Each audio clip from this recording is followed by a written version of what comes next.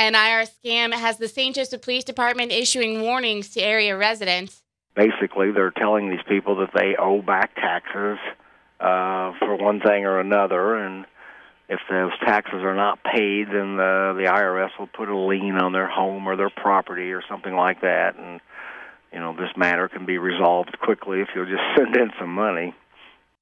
St. Joseph Crime Prevention Officer Sergeant Greg Gilpin says the department has received several calls from area citizens who have been contacted by the scammers. You just have no idea where these calls are coming from. I mean, it could be right here in town, or it could be clear across the country or some other part of the world. That's just the way it works, and you just have to be very leery and just don't even deal with them. Just hang up. Our sister station, Q Country 92.7, was also contacted by the IRS scammers who left this message on the Q Country hotline. I need you, or your retained attorney of record, to return the call. The issue at hand is extremely time-sensitive. I am Officer Julie Smith from Internal Revenue Service. Don't disregard this message, and do return the call before we take any action against you. Goodbye and take care.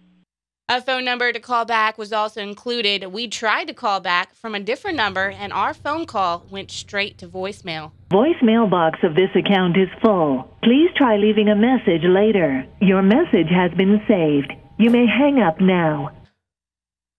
Our third attempt to return the call was made from the Q Country studio and left us with just a busy signal.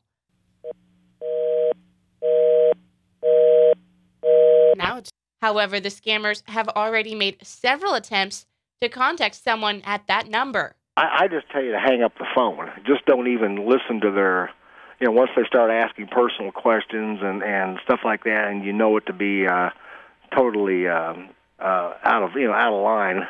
Just hang up the phone and don't even talk to them. Many of these callers are very persuasive. I mean, they have a well-planned, well-written script that they've rehearsed, and they're very good.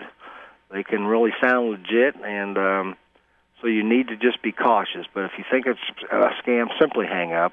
Just don't even deal with them. How do you know that is a scam and that it's not something that's actual? Well, they're not going to operate that way. If you've got some legal problems with the IRS or probably any other government agency, you're going to be getting a notification, probably through registered mail, or if it's serious enough, somebody's probably going to be coming to your home. But they're not just going to call you on the phone and randomly tell you that you owe money. Gilpin says scams like this usually take place around tax season. Yeah, you see this a lot around tax time when people are really thinking about taxes, but this is also the time of the year that people have saved up money for Christmas and stuff like that. So I got the scammers probably figure you have extra money that maybe you won't have throughout the year, so it may be a good time to hit. But you do see cases where people have filed their taxes and found out that somebody else has already used their Social Security number or something and actually gotten their refund.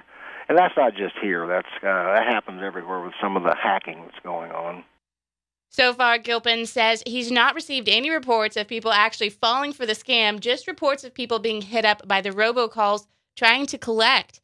And as far as the IRS scam goes, calling Q Country, even if the scammers had landed the right call number, it's doubtful they'd have walked away with any cash prizes. Nadia Thacker, stjosephpost.com.